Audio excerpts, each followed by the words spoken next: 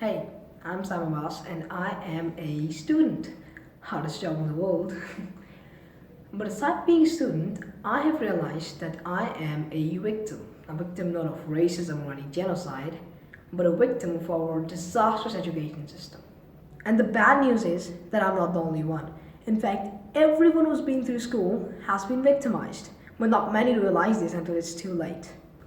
But how? I want you guys to close your eyes and imagine a kid sitting at a desk at the back of the class.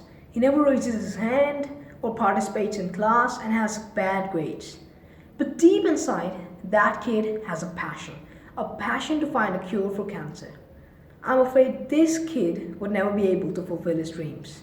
Just because he could not memorize the quadratic equation or understand linear algebra, this kid will not be able to find a cure for cancer. Said, everyone is a genius, but if you judge a fish by its ability to climb a tree, it will live its whole life feeling that it is stupid.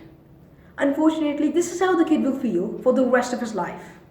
Now, according to me, the villain of the story is our cruel education system. And I believe it all starts from school. You see, we live in a world where every parent in the world wants their children to be educated. And for that, they send them to the most expensive school they can afford and assume that their children are getting educated. And it's not their fault. I mean, everyone who's been through school is considered literate, hence educated. But the problem is that the meaning of the word education is extremely overlooked. Education is a process of acquiring skills, values, morals, beliefs, and habits. Now ask yourself, do you think that schools provide us with any of these? Once again, I would like to quote Albert Einstein, who said that education is what remains when one has forgotten what one has learned in school. Is this how school should be? Now I ask myself, who made the school system and why? And my doubts were right.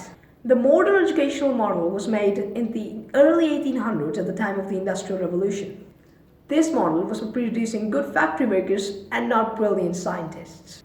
Children were treated like labor.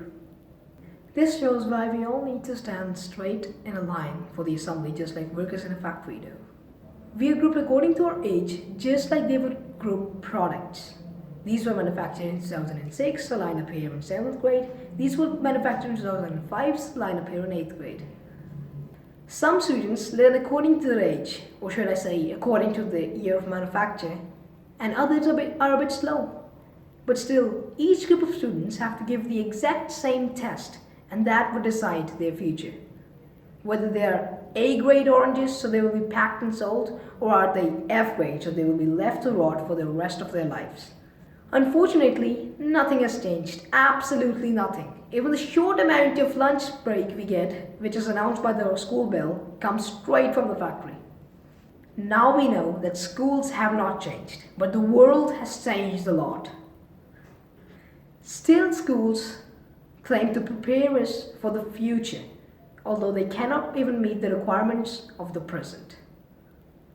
Today, what we need is creativity and innovation to solve real-world problems. After research, we have found that creativity is the single most important skill for leadership. Schools kill the creativity of students. The main objective of schools is not to create a well-educated student, but to create a good test taker. This consists of mainly linear thinking, which is like memorizing facts, following instructions, and choosing one correct answer. It does not want children to be creative. In fact, one of the actual requirements of the industrial educational model, and I'm not exaggerating this, one of the actual requirements was for children to have absolutely no creativity because it makes them follow orders. One of the reasons why McDonald's hires students is because students have been through school and hence are not creative. So they just do as they are told. They won't add a bit more salt in the fries to make them taste better. They will just do as they are told. Take for example that smart kid in class who realizes that mental math is slow and is a waste of time, and so he decides to use a calculator. Now this creative kid is deemed as stupid or a cheater. Even though this is the mentality that is required to solve real-world problems. Imagine for a minute if Blaise Pascal thought the same way. Would he have ever invented the calculator? But hey, school teaches a lot of important stuff, and without going through school and college, we will never succeed. I thought the same way. But if you actually dig deep, you will find evidence that the information overload that we get from this educational system is useless and has no practical implementations. We do not have to look far. Pakistan has a very high rate of unemployed engineers. It's so much that it has almost become a stereotype. Well, the reason is that our education system is not capable of producing good engineers. You see, companies want engineers that have the ability to create, design, maintain, and above all, innovate. Not engineers who have memorized some textbooks. And we have great examples as well. Bill Gates famously said that I failed in some subjects, but my friend passed in all. Now he is an engineer at Microsoft, and I am the owner of Microsoft. Bill Gates was a college dropout, and so was Mark Zuckerberg, the founder of Facebook. In fact, 1 in every 8 billionaires is a college dropout. And there are others who have never even been to school, like the owner of IKEA. Even those who have graduated agree that the information they got from formal education is practically useless.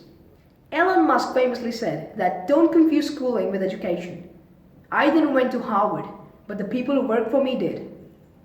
But still, he succeeded, and the reason for his success has been summed up in a single quote. I don't spend my time pontificating on high concept things. I spend my time solving engineering and manufacturing problems. This is what we want our education system to teach us. We can take an example from the fact that our schools teach children that mitochondria is the powerhouse of the cell, but never teach us basic first aid. Now, the only solution that came to my mind was that we had to replace standardized learning and standardized testing with customized learning and testing by solving real-world problems. And so 2 systems I've realized are experts in doing this. Finland's educational model revolves around the idea of customized learning. First of all, the children have to start school from the age of 6. Before that, the education policy is to learn by play. Secondly, they have shorter school days and no homework. This helps children to find their own passion and have some time to think and be creative. With my own personal experience, I have found myself having no time to even read a book because I have to do my homework and cram for exams. Now, my parents will have a different perspective on this. I mean, they'll say that in my free time I'm playing video games, but hey, if I wouldn't have been playing video games, I bet my mind would have been exploded. Another great thing to do is that every child gets a customized curriculum and a customized schedule. They also disagree with standardized testing, and in fact, the only test the students have to give is at the end of high school. Israel's educational model is an example of testing by solving real-world problems. This is because in Israel, students have to submit a project or an inductive research in their field. In fact, Israel only gives a master's degree to students who've at least earned $1 million. This requires everyone to be creative and find, first of all, new ideas, and second of all, solutions to problems. No wonder they were a successful nation. I mean, a country where every student is a millionaire. This is why Israel is also known as the startup nation.